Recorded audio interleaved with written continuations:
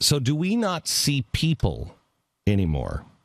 And I go back to anybody who is serious, and I don't think GLAAD is serious about the rights of. I can't even say this because I don't know. They're a cartoon to me. I've stopped listening to people like GLAAD, just like I've stopped listening to the National Organization of Women, because when you don't cry out about the big things and all you do is center yourself around politics and the little things, what are you talking about? Let's go after the big things. Let's go find the things that unite us instead of divide us. And so I don't take you seriously. And that's why, I said, I'll stand with GLAAD. On this Russia thing, I'll absolutely stand with GLAAD. That has to stop. But that's not even a gay issue. Every organization, every church, every political organization, every civic organization, we should all be standing up and saying, gee, what's happening in the Soviet Union is really, really disturbing. This has all of the earmarks of Weimar Germany. And they know fascism over in the former Soviet Union. They know gulags. They know how to kill people, wholesale slaughter. This is really disturbing. But this isn't. They're making that into a gay issue.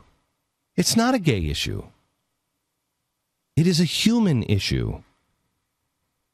It's not about who I sleep with. It's about who I love. I don't sleep with men, but I do love men. I don't have to sleep with every woman to love every woman. Because beyond them as a sexual being, more importantly, they are human. They are my brother. We have the same animating spirit that runs in us. We have the same God-given right to be who we are, to further who we are. And anybody who says, no, because you won't play my way, I will kill you. I don't care if it was the leadership of my church, I would leave my church and stand against it. I don't care if it was my father that said that. I would leave my father and fight against my father. I can't think of a closer, tie to me than my family and my church. But I would fight against them if they were saying, oh, and by the way, anybody who disagrees, we will curb their right to be free, or worse yet, kill them. No, that's the problem. And it seems as though we are in a zero-sum game.